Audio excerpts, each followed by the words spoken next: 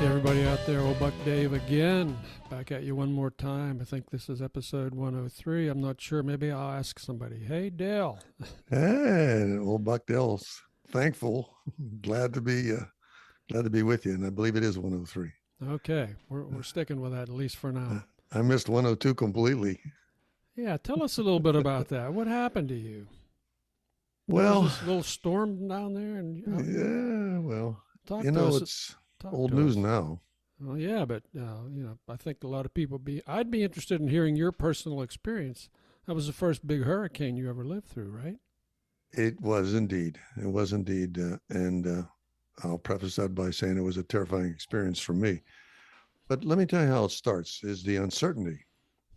Hmm. Everybody's watching the weather, and but Sure. I had a gut feeling, Dave, from the when they said this storm is brewing in the Caribbean. Something just said, I think this is going to get us. And then, of course, you can follow the news. It builds up over there and it's going to expand there, and the news begins constant.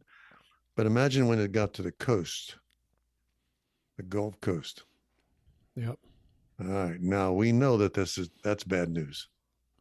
That's bad news because if it stays off the coast, the Because outer bands. we live on the Gulf Coast. Number Yeah, one. well, yeah, we live on the Gulf Coast, Along with not that close to the water, but uh, we still are in the zone. So we see this.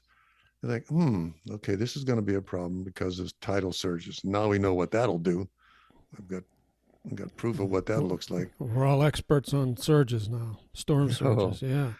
well, so you're waiting, anticipating that scene. I say, no, it's coming up. Thinking the mega disaster would have been if it went up near the Tampa Bay, Hit Tampa. Oh my. right? Yeah. Because that's a really really low lying area up there. I mean, Low lying and high population density. yeah, I mean St. Pete downtown and all those places would have been really inundated. It'd have been a disaster. I mean, of epic proportions. So all this is going through your mind, and I'm kind of in the middle of this, and I'm thinking, okay, if it happens there, maybe I'll just get the wins.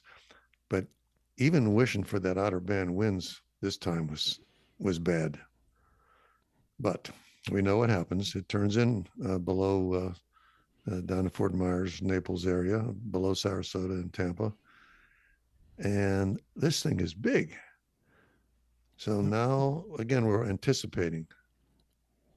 Which, as you say, is the worst part. What's going to happen? What's Yeah, going to happen? I'm not going to get the little tail end of the wind thing. What's a 60-mile-an-hour gust? That's not a problem.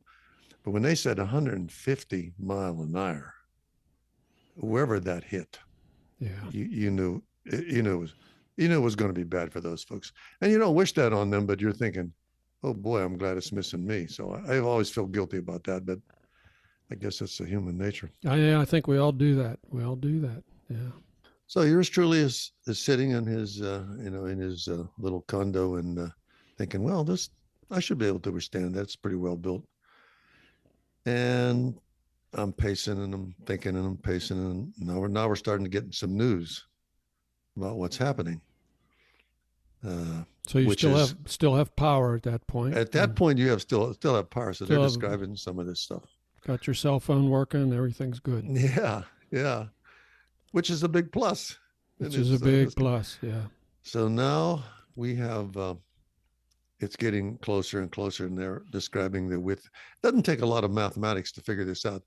That if you're 25 miles away from something, it's a 60-mile, hurricane center. So you're thinking, man, I think I'm in this.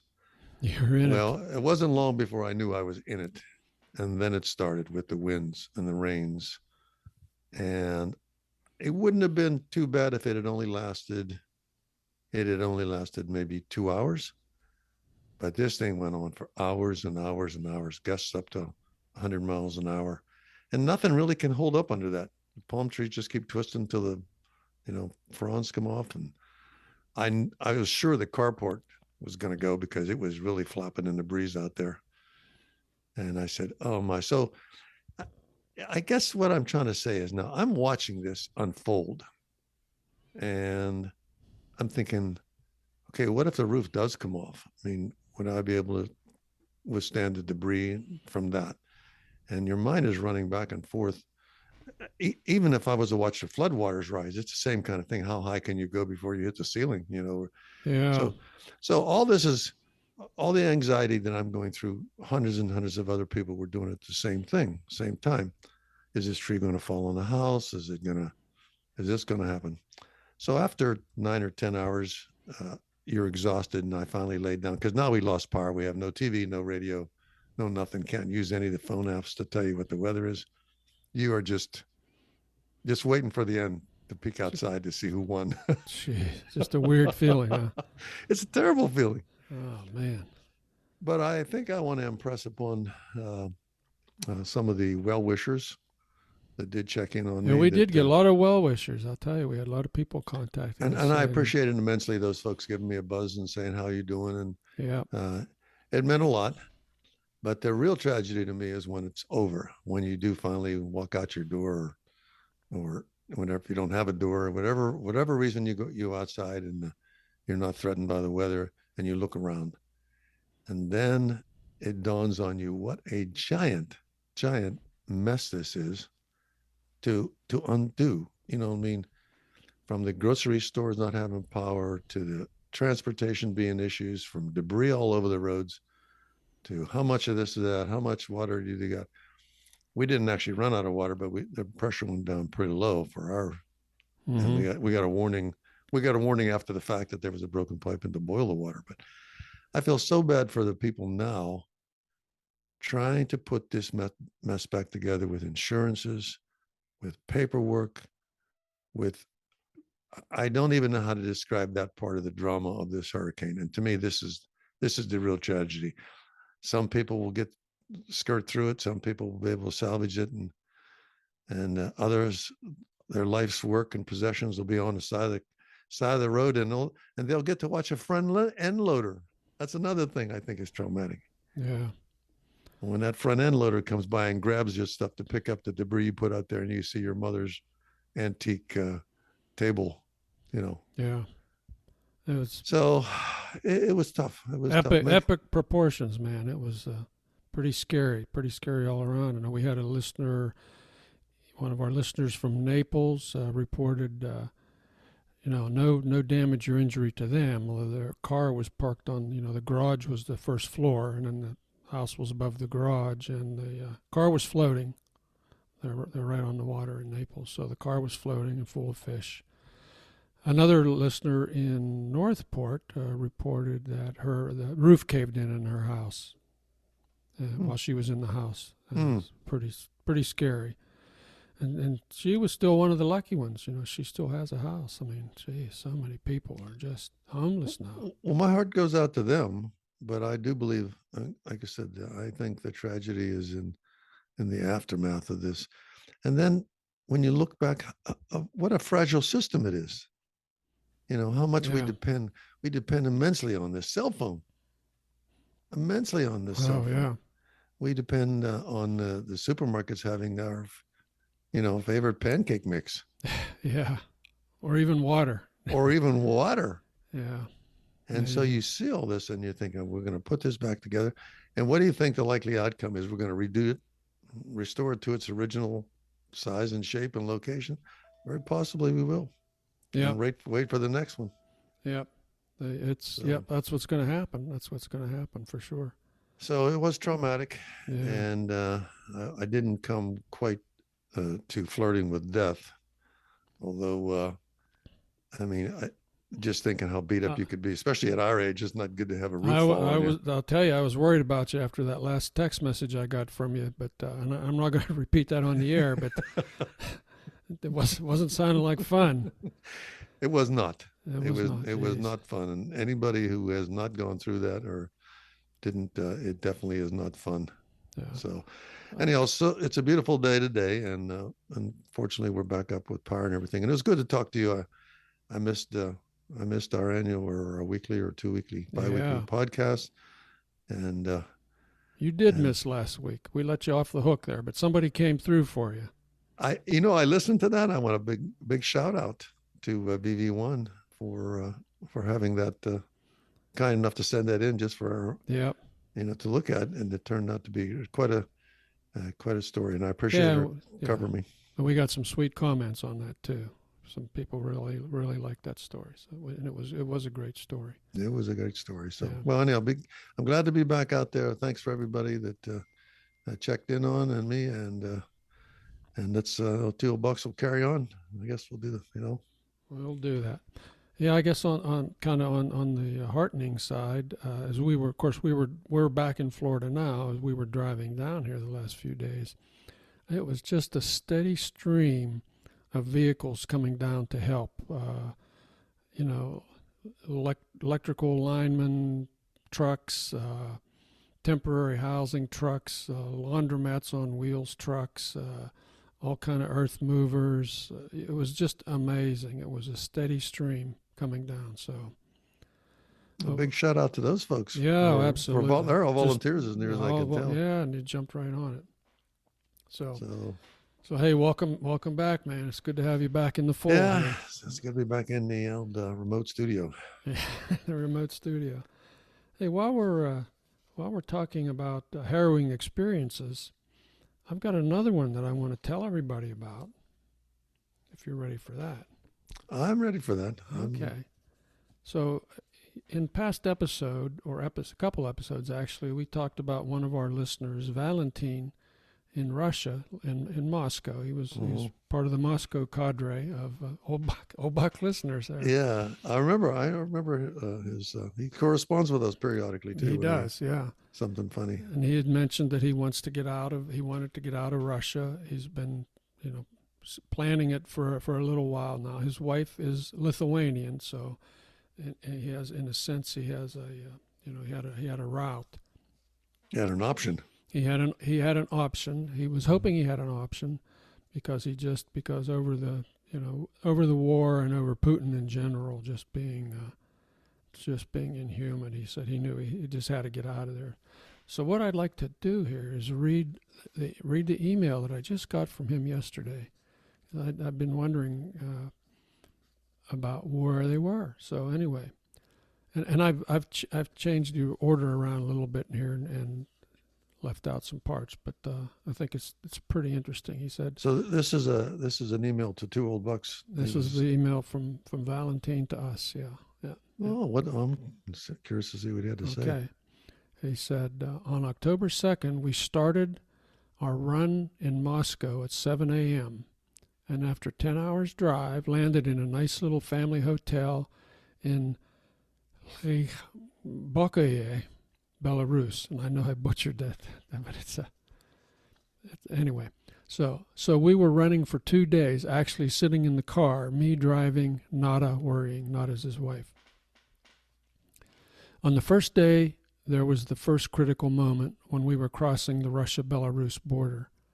According to the latest news, our chances of crossing were 50-50. The Russian officer could just deny me passing through, considering me as a, quote, good enough soldier for Putler's war. He calls Putin Putler with the obvious link there. Yeah, I get it, Putler. So while we were driving, border closer and closer, we just burned our nerves down. Will we make it? Will we make it or not? Jesus. Well, the officer just took a quick look at my passport and without any words just waved a hand. Go. What a relief. Whew, take a deep breath.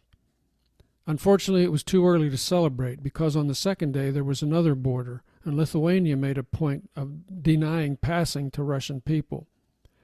You have to have a very strong reason to be in Lithuania. With this thought in mind, we started the second day of our trip. After 2 hours' drive, we arrived at the Belarus side of the border. We didn't expect any difficulties there, and there were none. Nice and easy, we rolled out of Belarus and stood up at the gates to Lithuania. I don't know why it took so long, but we spent 3 hours in line with no more than 20 cars waiting to be accepted to check-in procedures. 3 hours in neutral territory, under heavy rain and wind, thoughts in mind going in a tight circle, pass or no pass. After 2 hours, we started to search for a restroom, but there was none. Yesterday's nerves burning was nothing compared to those 3 hours. Well, eventually all comes to an end. We rolled up to the checkpoint and gave our papers to the Lithuanian officer. He took them and without any questions disappeared into some sort of office building. Thinking back, I realized I should be trembling in fear when he didn't come back after 5 minutes, but I was busy showing our baggage to the customs officer. When we were done with that, the officer with our papers came out and granted us permission to Lithuania. At that moment, we forgot all about the bathroom, the rain, the war, and everything. We made it. Nata and I had successfully arrived in Palanga, Lithuania at 9 p.m. on October 3rd, Monday. After 2 hours' drive from the hotel in Belarus to the border, 4 hours hanging out the border, and 4 hours' drive from the border to Palanga. So there it is. Congrats to Valentin and Nata for being able to come back into the real world. That all, was as you're reading that, you're talking about hours and borders and that. I know the trauma involved in that. And a lot of people can't relate to that if you've never been through a border like that, where the wave of a flip of a wrist to just no, and you're stuck. But then doesn't that sound like if there was a hurricane coming? Yeah, it's like something behind them was going to chow them, was going to beat them up. Yeah, it's all and the they anticipation. were trying to get to some safety. Yeah. So there's a harrowing experience, folks. I mean, mine was nothing compared to that. Yeah. I'm glad that he and I wish him the very best. I mean, as a pretty much a regular listener, big shout out to someone who's had the courage to do it. Yeah, it's a nice happy ending. I mean, that's just one story out of the millions of stories that are being developed here as a result of the war in Ukraine. It's a story of it's always a story of survival, isn't it? Yep. Yeah. There's some never run into that or have an issue, and others are could tell you harrowing adventures of how they managed to get this far. Remember, I've mentioned to you one time, it's sort of the law of the jungle. It's like if there's no old antelopes. Yeah, no old antelopes on the plains of Africa. You know what I mean? Something always happens to them. You got to keep moving. You got to keep going. What did you say the other day? He starts limping. He's done. Yeah, he's lunch. Yeah, so I'll see that old limping, poor old antelope out there. He's limping and he's a crutch. He's gone. But all the best to Valentin for telling the story as nicely as he did, and let's hope he can start a new life there and carry on. But maybe he and his wife are both. Yeah, he and his wife are both very bright, very talented people. So I'm sure they're going to do well, and so that's great. So that's two harrowing, interesting stories. Yeah, we need something less harrowing. How was you doing on? I mean, you did quite a bit of driving. How was the travel on the roads out there and gas and stuff like that? Any big hassles with that? No big hassles. The traffic was never terrible. It was always Atlanta, getting through Atlanta, and in the morning rush hour was, in the dark with, that was always a thrill. But the most harrowing experience I had was in bed, actually. Okay. Explain that one. Explain. Yeah. So we had stopped at a place on halfway down in some town somewhere in the United States. It all blurs. Went out, had a nice little salmon dinner at a hotel across the street. Went to bed. Went to bed early because we were getting up at 5 o'clock to start the second day of the drive. The big push. Mm. So anyway, I woke up about midnight and I had the worst heartburn I'd ever had in my life. It was just drilling through me. And I said, I'm thinking, how could I get heartburn? I had salmon dinner, but I had to sit up in the bed for probably about 2 hours. I know. Fell asleep I know again. exactly what you're talking about. And I'm reading books. I'm reading my Kindle and things, trying to fall asleep. Oh, I was miserable, really miserable. And so eventually I fell asleep, and I woke up at 5 o'clock when the alarm went off. Still had the heartburn. Not as bad though. It wasn't just it wasn't wasn't I taking know me. exactly what you're talking You know about. it. Okay. I completely understand. I'll tell you a little heartburn story when you're finished. Go ahead. So my wife gets up and she said, she looked and she says, "Did you take my meds?" I said, "What do you mean? Did I take your meds?"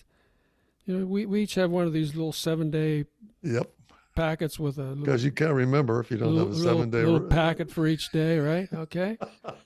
In my packet, I take a couple vitamin pills and I take a Lipitor. All right. And the Lipitor is football. It's a football shape, so I know when I open it up, I can feel that it's different than the other ones, obviously. Mm-hmm. So I had realized that probably this must have been about 11 o'clock or so when I woke up. I was like, oh, I didn't take my Lipitor, so I reached over, felt on the dresser nightstand there. or whatever. On the nightstand. Yeah. There you go. Yeah.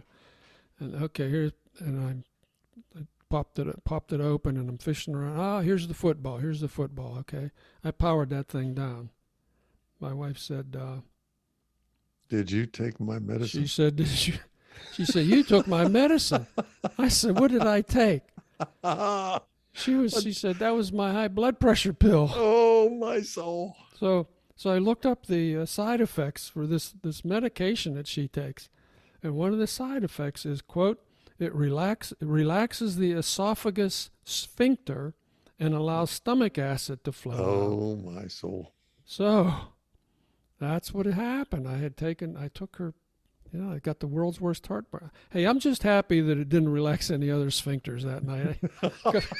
Could have been real messy. Yeah, those sphincter muscles are rather important systems. They're important. In the body. They're all important. Well, that's funny. That's funny you mentioned, because I know that the heartburn seems to always show up around 12. Wow. If even if you're careful and you do all the right stuff and eat the right stuff, if you're going to get it and lay down, because it's 9, 10, 11, 12, 3 hours later, I mean, so it's 9 or 10 o'clock. It's perfect. And then you try all the tricks you can, but that was terrible. The heartburn sufferers out there pretty much learn to cope with some of these things and things. There's all kind of stuff you can take. Of course, the stuff going through my mind is like, they say, like, a heart attack can feel like heartburn, and I'm thinking, like, gee, should I wake her up? Oh man, that was just terrible. It was just terrible. So I guess that's my public service announcement: is don't take your meds in the dark, folks. Don't do it. That's kind of like a typical old buck story to me. There's a lot of old bucks out there right now that could probably relate to people who nodding like their heads. Yep, I did that. Yeah.